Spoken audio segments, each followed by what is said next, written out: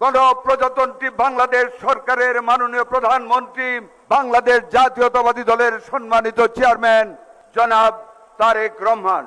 একটা তালি দেন তারেক রহমান বলার পরে।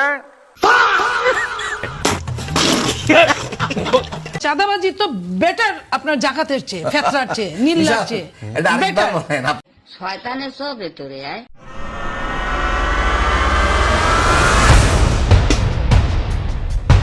ডক্টর মোহাম্মদ ইউনূস ক্যাপ্টেনের হাতে লন্ডনে গিয়ে পতাকা দিয়ে এসেছেন।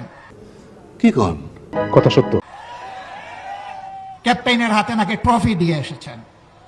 ট্রফি যদি আগেই ক্যাপ্টেনের হাতে চলে যায় তাহলে এটা ছিল নির্বাচন নামের তামসা। ঠিক বলেছো। রহমতের জান্নাত তাদের হাতে না, আল্লাহর রহমতের জান্নাত চলে আসে বিএনপির কাছে। বললাম তো চাঁদাবাজি তো বেটার আপনার জাকাতের চেয়ে, ফেতরার চেয়ে, নীলার চেয়ে বেটার। আমি তোর মাথা নষ্ট।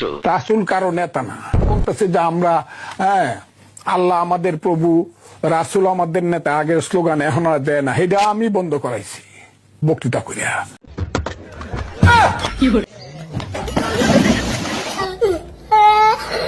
আমি শিল্পকলার সামনে থাকি, একটা গান হইতে পারে নাই, একটা নাটক হইতে পারে নাই, একটা বাউল গান হইতে পারে নাই, সবকিছু কালো শক্তি ধ্বংস করে দিয়েছিল।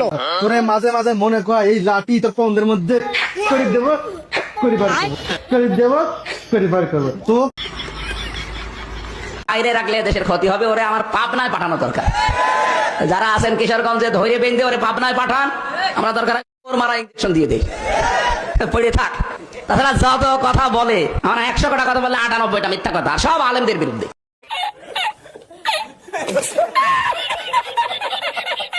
চাঁদাবাজি তো বেটার আপনার জাকাতের চেয়ে, ফেতরার চেয়ে।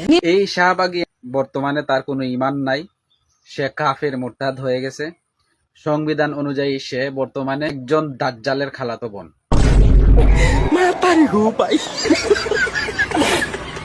নীলুফার চৌধুরী মনি তিনি বক্তব্য দিতেছেন জাকাতের চাইতে চাঁদাবাজি উত্তম। বললাম তো চাঁদাবাজি তো বেটার আপনার জাকাতের চেয়ে, ফেতরার চেয়ে, নীলার চেয়ে বেটার। আমি আবারও বলছি আউযুবিল্লাহ, জোরে কর না। নাউজুবিল্লাহ, নাউজুবিল্লাহ, আমি জানি কত বড় মুনাফিক, ঈমান থাকবে না। আমরা জানি জাকাত ইসলামের স্তম্ভ, কালিমা, নামাজ, রোজা, হজ ইসলামের স্তম্ভ। জাকাত ধনীদের উপরে নেশাব পরিমাণ মালের মালিক হলে সেই জাকাতটা গরিবদের মাঝে বন্টন করে দিতে হয়। জাকাতের সম্পদের উপরে গরিবের অধিকার আছে। আর বড় লোক যখন নেশাব পরিমাণ মালের মালিক হওয়ার পর যখন সে মালের জাকাত প্রদান করে তার সম্পদটা পবিত্র হয়। কথা বলেন ঠিক কিনা? আর চাঁদাবাজি এটা জুলুম, অত্যাচার, কবিরা গুনাহ, হারামের অন্তর্ভুক্ত। কথা কোন ঠিক কিনা? এরা থাকে মাদ্রাসায়, খায় লিল্লার টাকা, এরা মানুষের অনুদানে খায়। নিজের জীবন সম্পর্কে এদের যে ধারণা হয় সেই ধারণা হলো হুজুর যা বলে তাই শুনতে হবে।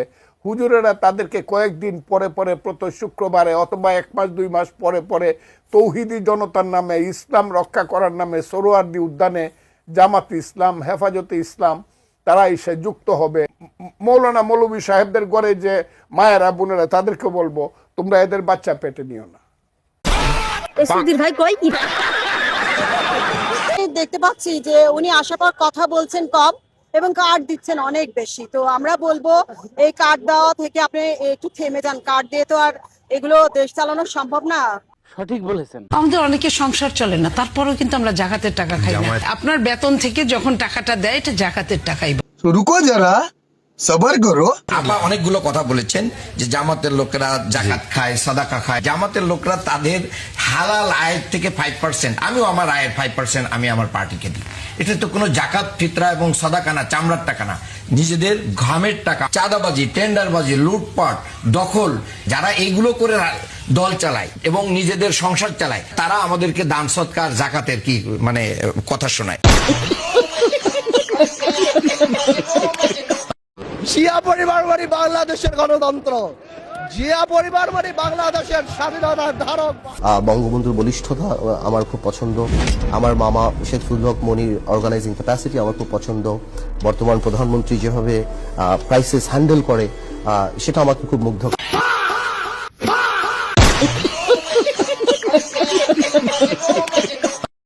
5ই জুলাই আমরা পরিষ্কারভাবে এই আন্দোলনের প্রতি আমাদের সমর্থন ঘোষণা করেছি।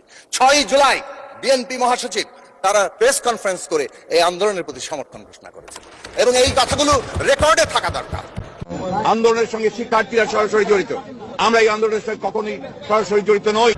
প্রিয় দেশবাসী, জাতির এই ক্রান্তি লগ্নে বৈষম্য বিরোধী চলমান এই শান্তিপূর্ণ ছাত্র আন্দোলনের প্রতি আমরা পূর্ণ সমর্থন ঘোষণা করছি এবং দেশবাসীকে তাদের পাশে দাঁড়ানোর জন্য উদাত্ত আহ্বান জানাচ্ছি।